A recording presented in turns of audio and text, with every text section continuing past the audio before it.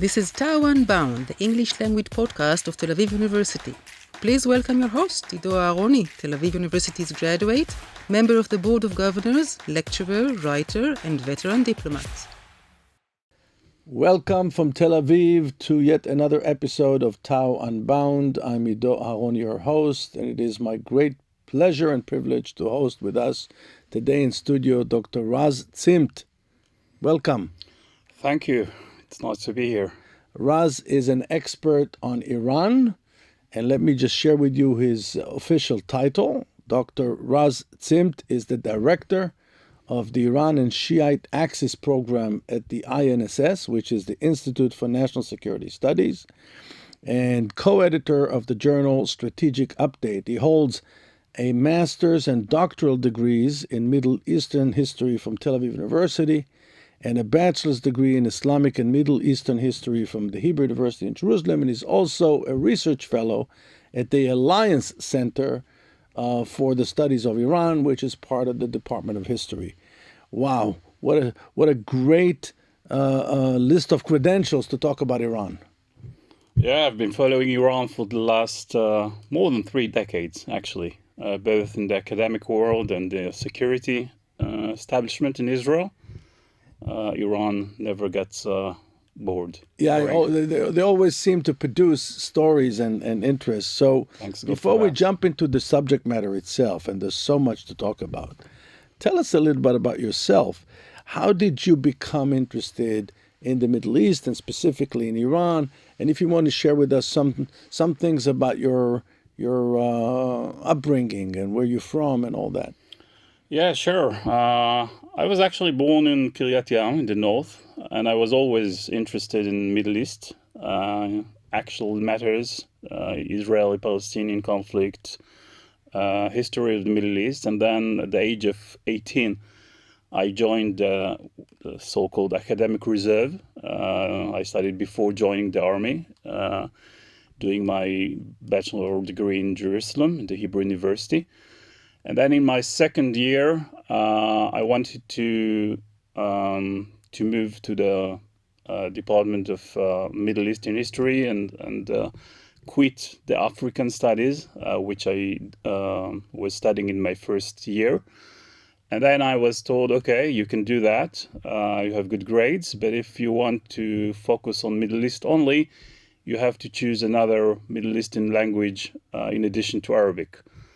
And so I chose Persian, and I just fell in love with the Iranian culture and the Iranian history.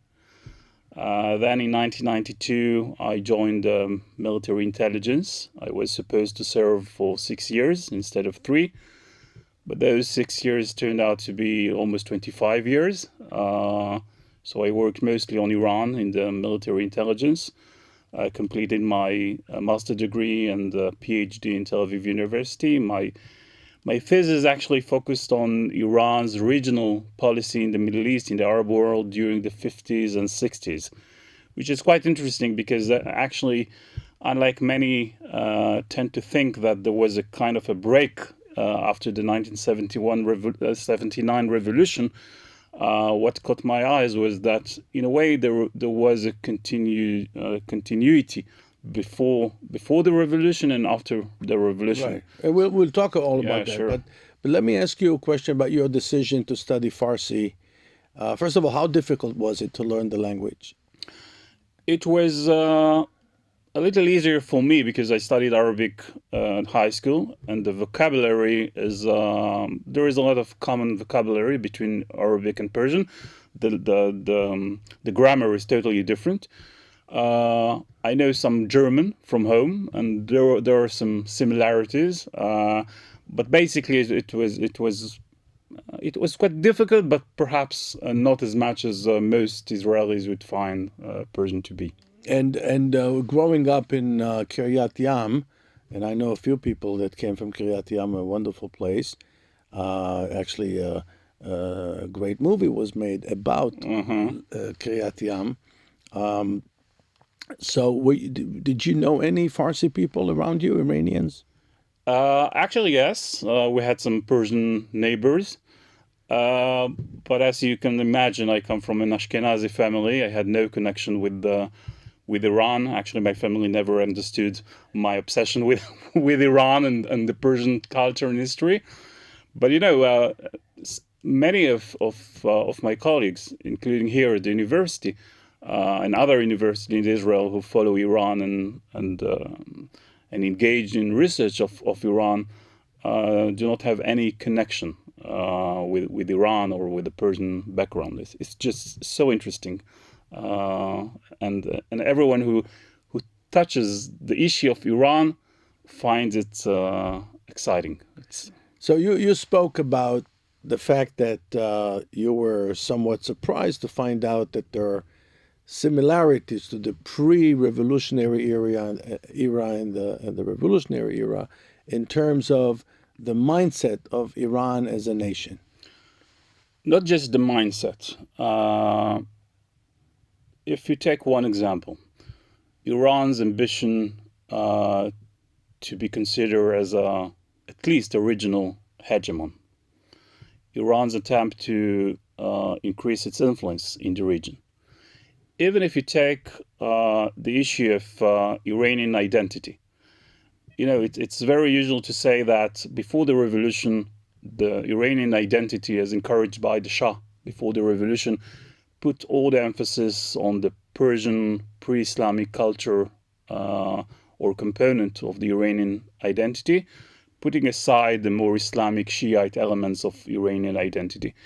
But when I studied Iranian influence in Lebanon, in Iraq, during the 1950s and 60s, it was very clear that Iran certainly encouraged a kind of Islamic Shia identity. So when Iran tried to work with the Shiite communities in Iraq, in Lebanon, they certainly concentrated and emphasized the Shia component of the Iranian identity because they wanted to create the vision of similarities between the Shia Iran and the Shia communities. So that was one of the ways they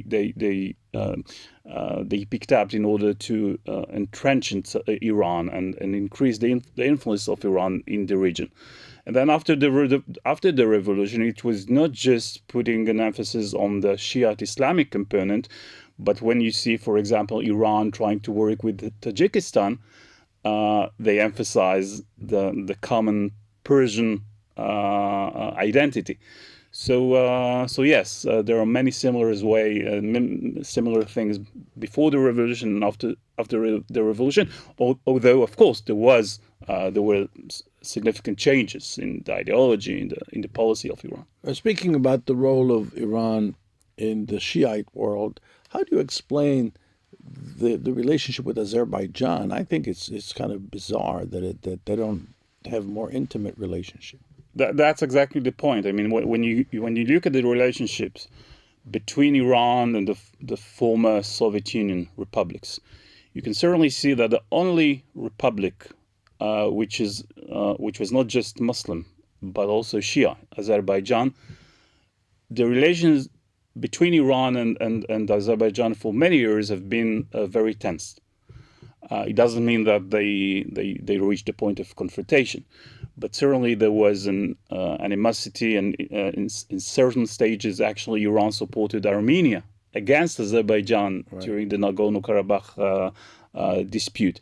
On the other hand, Tajikistan, which was Sunni, but more I would say Persian or Iranian oriented from the cultural point of view, the relations between Tajikistan and Iran were mostly friendlier. So that shows you that all those who speak about the Sunni Shia dispute, which certainly exists, but it doesn't explain everything. It doesn't mean that when someone is Shia, he's automatically a friend of Iran, and if he's Sunni, he's more oriented towards the Saudis. It doesn't work like that. If you look, for example, not just Azerbaijan, if you look at the protests in Iraq over the last few years, and there were incidents in which Iraqi Shiites in southern Iraq torch Iranian consulates in Basra and in Karbala despite the fact that they were Shiite. And they didn't want to cut off the relations between Iran and Iraq, but they say, look, we certainly want to have good relations with Iran. Iran supported us against ISIS, against the Americans, but we are first and foremost Iraqi patriots. And when we see the commander of the Quds Force, of the Revolutionary Guards, trying to interfere in the domestic affairs of Iraq, we don't support that. We don't support Iranian attempts to increase its influence in the political sphere of Iraq. So it's not just about Shiites versus Sunnis or Persians versus Arabs. There are a lot of interests involved.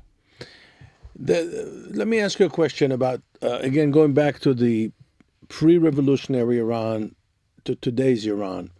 To what extent would you say the desire to restore the glory days of the Persian civilization plays a role or played a role in pre-revolutionary Iran and today? And in what context should we look at the Iranian nuclear ambition in that regard? Yeah, so that's a good point. There has certainly been a sense of Iranian greatness.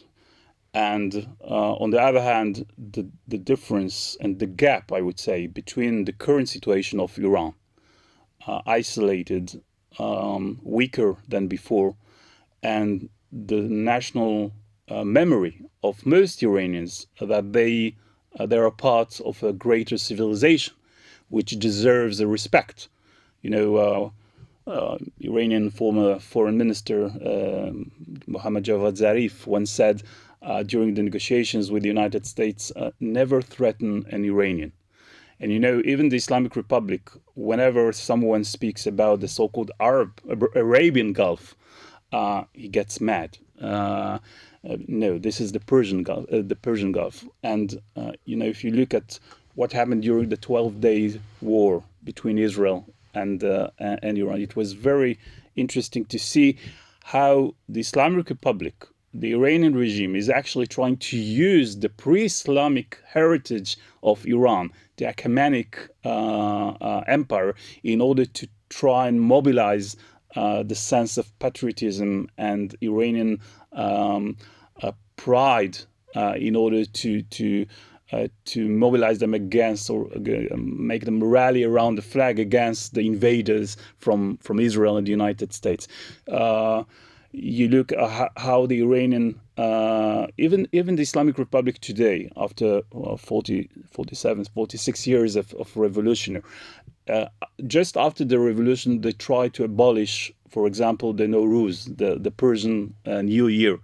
Today, they actually try to use the Nowruz in order to mobilize the Iranians inside Iran. They certainly recognize the fact that, with all due respect to Islam and to Shia, Iranian nationalism, Iranian sense of we are part of a larger ancient history and civilization, makes it easier to get this sense of unity within Iran.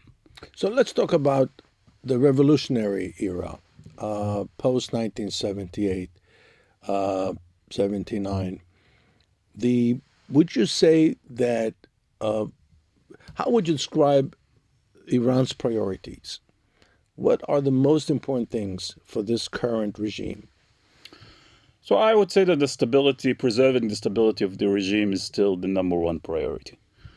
I mean, everything else is very much important, but it all comes from the sense that we would like to preserve ourselves, not just for the sake of preserving the regime, but because this regime certainly considers itself as the only way to preserve the ideology of the Islamic Republic and the Islamic Revolution.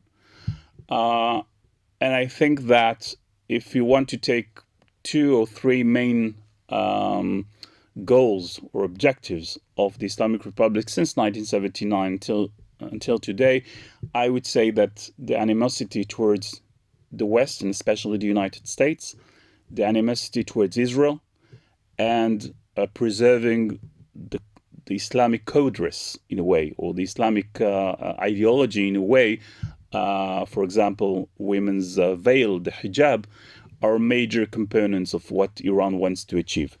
Again, there are other issues preserving Iran's influence in the region, but I would say that its position towards the United States, Israel, and the Islamic code race are perhaps the three main elements I can see over the years. So I'm sure that the big question on the minds of our viewers and listeners is we constantly hear about internal challenges that the regime is facing, and yet you're saying that their top priority is their own preservation.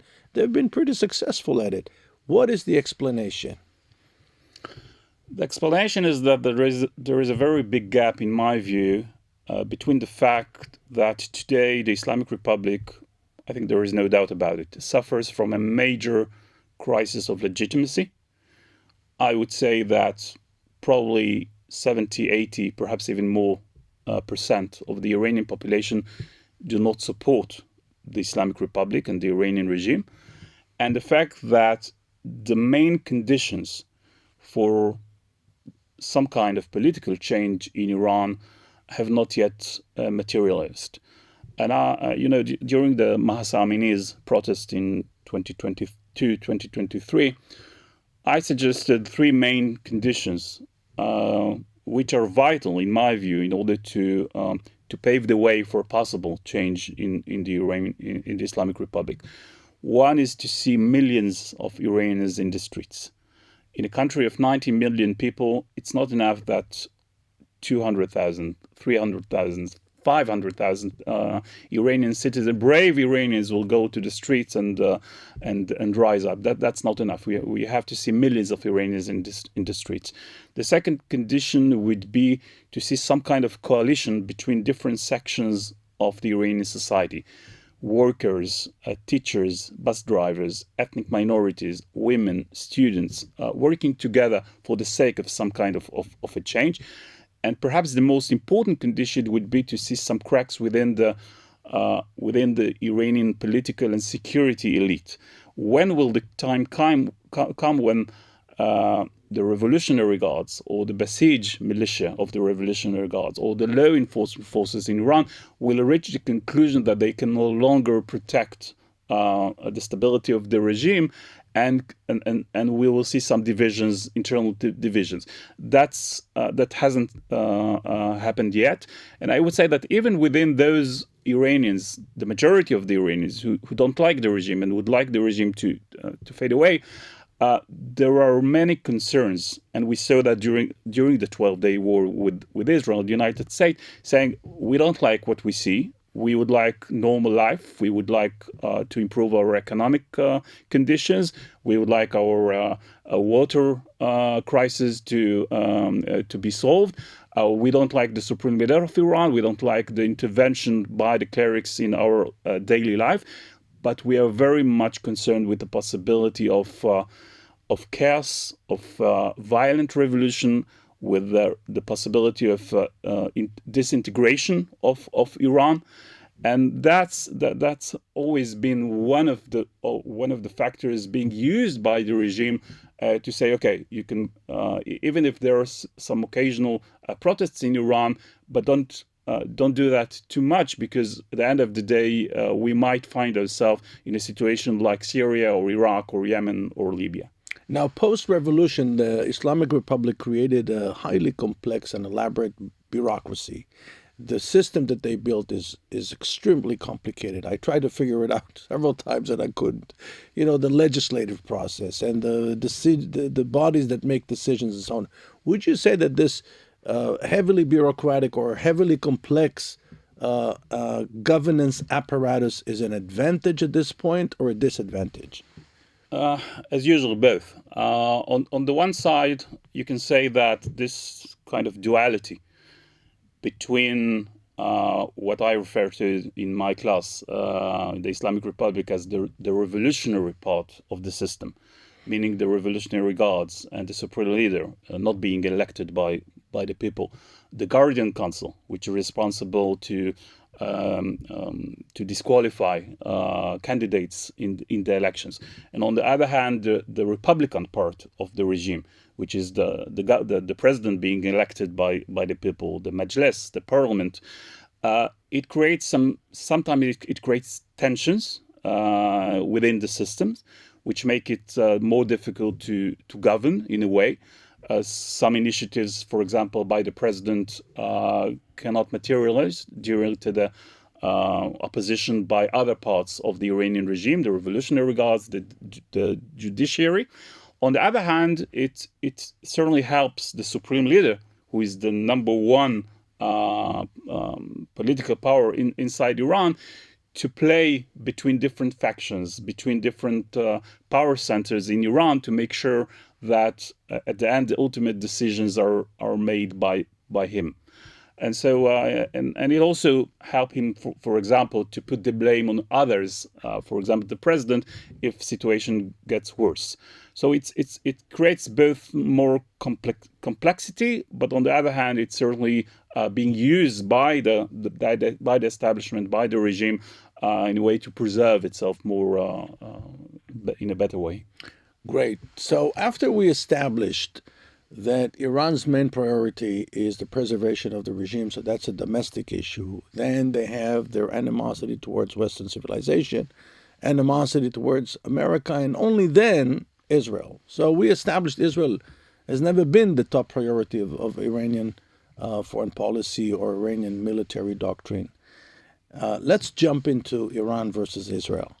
And let's try to understand what's the story here. I can tell you, as far as I can remember, and I joined the Israeli government in the very early 1990s, there's always been this Israeli body or Israeli assessor or that Israeli decision maker that said that Iran was on the verge of achieving nuclear military capacity. I have a collection at home of headlines from the Israeli press as early as 2000 claiming that Iran is on the verge of becoming nuclear.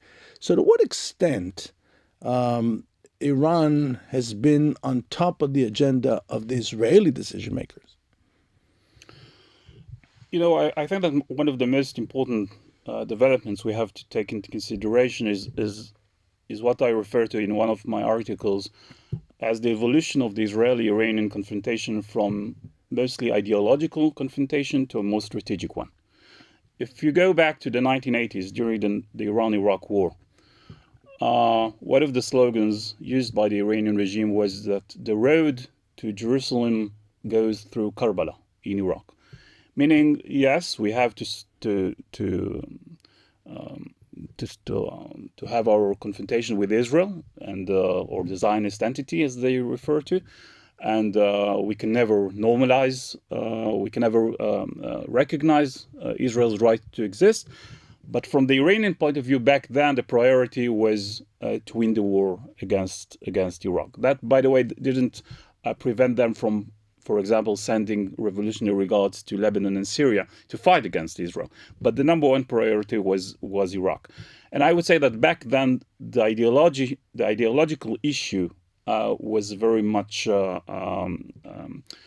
perhaps the best explanation to understand the Iranian attitude towards Israel.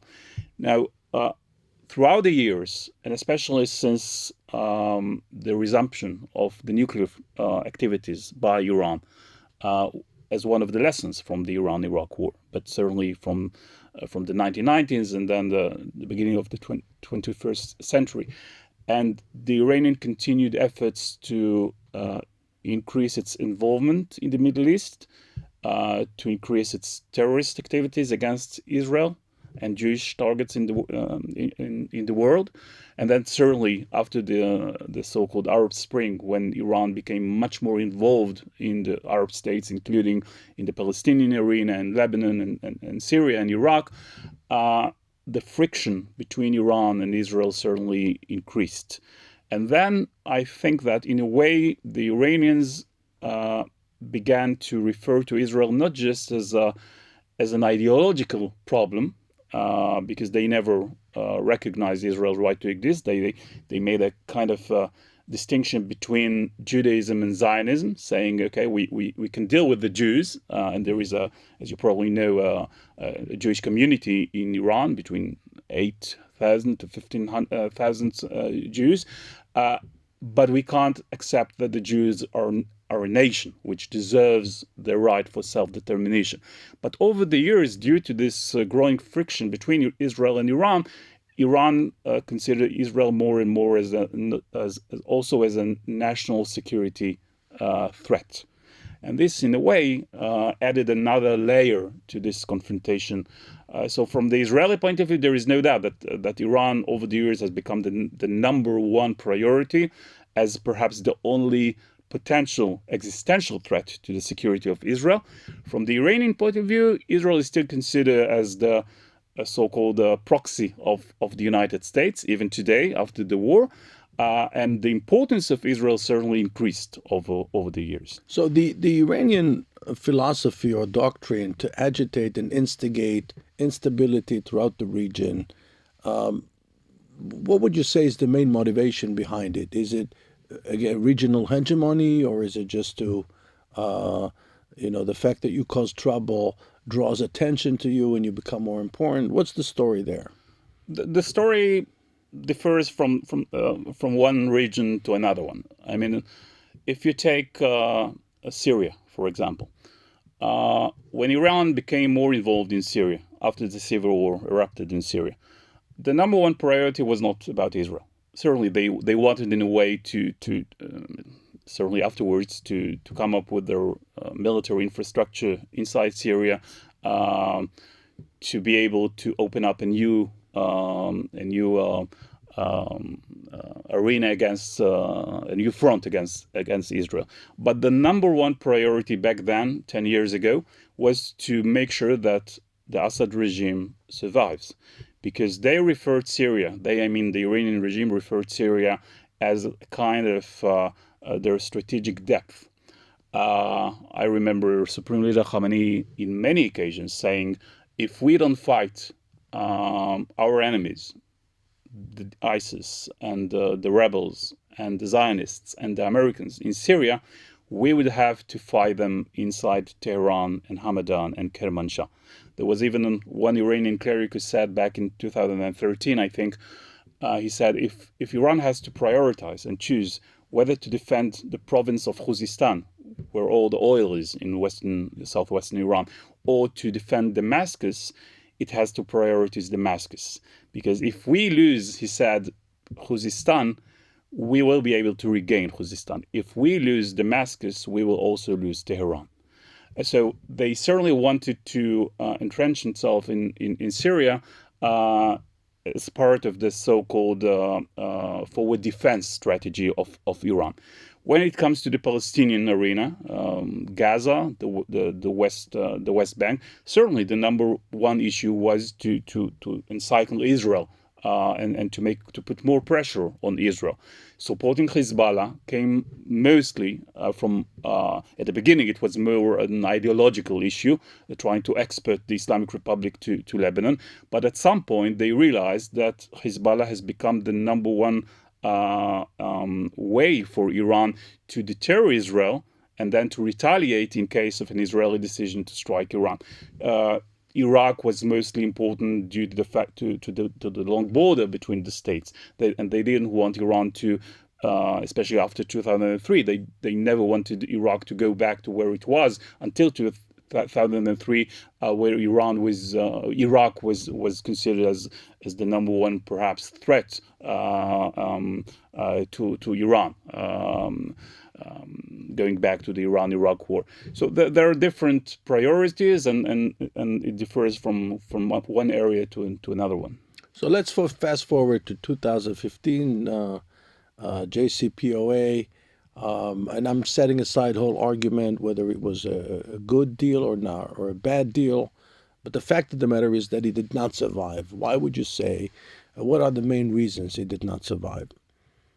The main reason is because President Trump decided that it was a flow deal, and that at the end of the day, Iran would become even if it was after 15 years of an agreement, a nuclear threshold state. I don't know if he really thought that it was a flow deal because he was taking in consideration the problems of the IAEA inspections and the fact that the enrichment capabilities remain inside Iran, or because he was convinced by Prime Minister Netanyahu, or because he wanted to abolish everything that Obama did. Right. But in any case, that was the main reason for the collapse of the JCPOA. After Trump withdrew from the JCPOA, in a way it proved Khamenei's point. Khamenei, for many years, even during the talks leading to the JCPOA, said we should not trust the Americans. We cannot trust the United States. The nuclear issue is just an excuse used by the Americans in order to weaken Iran, to put more pressure on Iran, and to pave the way to carry out regime change in Iran. And he said, even if we give up all our nuclear facilities, it's only a matter of time until the United States, regardless who is the president of the United States, will raise other issues in order to put more pressure. The missiles, Iran's regional malign activities, human rights, objection to Israel. And when Trump withdrew from the JCPOA, and you probably remember all those demands made by Pompeo, the 12 demands made by the US administration towards Iran, Khamenei could come up and say, I told you so. There is no point in negotiating with the Americans. And therefore, it was very difficult to convince Khamenei, even after Biden was elected as president, to go back to talks. And that's exactly what's going on today. I think it's going to be extremely difficult to reach any kind of agreement between Iran and the United States, not just because the Americans are not too eager to go back to negotiations with with Iran and reach some kind of agreement, but because Khamenei again and again has been proved that it's worthless to get to any kind of deal with especially with this kind of this administration. So we went to war with Iran, which is unprecedented. We went from a situation of Cold War to full-blown military confrontation. Israel, from whichever angle you look at that military confrontation, Israel dealt the Iranians a major blow. And the question is, what's next? Is it just a short-term victory that will not really impede the ability of the Iranians to resume uranium enrichment? Or is it really an historical military defeat, as some people try to brand it? So the good news is that Iran, following the war, is no longer, at least for now, and probably for the next few years, is not going to return to what it used to be until the war, a threshold nuclear state. Natanz, Fordo, Isfahan are not totally destroyed, but are certainly non-operational right now. And I think the Iranians, at least in the near future, will prioritize trying to reconstitute their missiles capabilities, their aerial defense system, try to figure out what happened to the intelligence infiltration by Israel and the United States, which enabled Israel to carry out those attacks, until they sorted out what to do next with the nuclear program. So I think that as long as they don't try to reconstitute the nuclear facilities, as long as they don't try to sneak out some of those 408 or 440 kilograms of enriched uranium to 60%, I'm not sure that we are heading towards a second round of confrontation. But at the end of the day, it's very clear that even today, after this war, the Iranians are not going to capitulate. The demand made by the Americans that Iran would give up its right to enrich uranium inside Iran, this is a no-no. This is the Iranians are not going to accept that. The Iranians are certainly not going to accept the demand to give up their missiles capability. The Iranians have not given up their idea of deserting their proxies in the region. After all all what happened in the region in the last 2 years, the weakness of Hamas, the defeat of Hezbollah, the collapse of the Assad regime, and still, even after the war, the 12-day war, we get more and more reports about the determination by the Iranian regime to look for any way to support, mostly financially, but also weapons deliveries to Hezbollah and to the pro-Iranian militias in Iraq, and certainly to the Houthis. They're not going to give it up.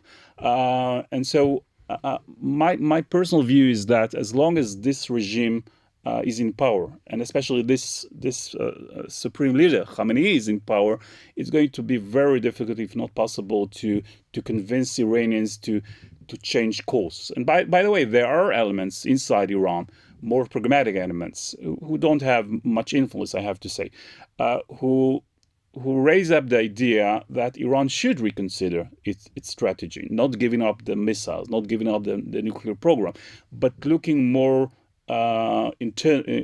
towards the internal situation in Iran. President Pezeshkian, for example, he's not moderate, he's not reformist, but he's certainly more pragmatic. And he said, if our main priority right now is to solve the economic crisis, the water crisis, the electricity shortages. And in order to do that, we have to go back to negotiations. We have to try and seek for sanctions relief. But again, it's up to Mr. Khamenei, to the supreme leader, and he doesn't seem to be able to change. One last question before we wrap this up, because I can talk to you for hours about this, and this is fascinating. So, regime change. You mentioned, and I assume that you also would agree with the statement that it would, the preferred scenario is that it would come from within. However, are there any things that the Western world can do that are legitimate to accelerate the process? The West can certainly put more pressure on Iran, economic pressure. It can support the so-called opposition in a way, for example, to deliver ways for the protest movement, if it erupts again, to circumvent the limitations on social media and communication. Let me give you just one example. During the Mahsa Amini's protest, one of the problems was that many workers in Iran were unable to wage protests and strikes because they had to bring money to their families. And they have no reserves due to the economic crisis inside Iran. So one of the suggestions, for example, was that there will be some kind of foundation which in times of crisis and protests in Iran will support the workers financially in order to allow them to wage some strikes. But I would say that 90% of prospects for change in Iran lies within the Iranian population. If we see millions of Iranians in the streets, if we see a coalition of forces, if we see some defections from the Iranian military establishment, some cracks within the system, then perhaps there are some ways to support those protesters. But in my view, it's impossible to bring change in Iran from outside, certainly not through military strikes. We saw that during the war. Actually, during the war, the military strikes, in a way, encouraged some kind of rally around the flag, not the Islamic Republic flag, but the Iranian flag. And so the Iranians have to do that from themselves. And by the way, I'm not sure that we will see a popular uprising anytime soon. We might see something which is more similar to what happened in the Soviet Union following the death of Brezhnev. Some kind of change from within the regime. A slow, gradual collapse of these systems because of the mismanagement and the corruption and the economic crisis. And at some point, perhaps only after Khamenei is gone, we might see what happened in the Soviet Union in Iran. And, in Soviet Union, it took almost 10 years between the death of Brezhnev in '82 until Gorbachev and the collapse of the Soviet system. So the death of Khamenei, who is 86, might accelerate some of the trends inside Iran. Right now, I have to say, it's very difficult to see how the protest movement in Iran becomes strong enough to deal with the repression mechanism of the Islamic Republic. It can happen, but it's not going to be that easy. Well, Dr. Raz Zimmt, I cannot thank you enough for taking the time to come to our studio and educate us so brilliantly about the situation in Iran domestically, regionally, and globally. It was my pleasure. Thank you. And hopefully we'll get a chance to host you again, because things are always, Iran continues to produce news. Inshallah. Thank you so much. Thank you. And to our listeners and viewers back home, I'd like to say, before we say goodbye, don't forget to check out our dedicated Spotify channel, Tau Unbound, TAU Unbound. Lots of gems, lots of great episodes. I think we're up to almost 70 episodes by now. And this one with Dr. Raz Zimmt is one of the best. Goodbye from Tel Aviv.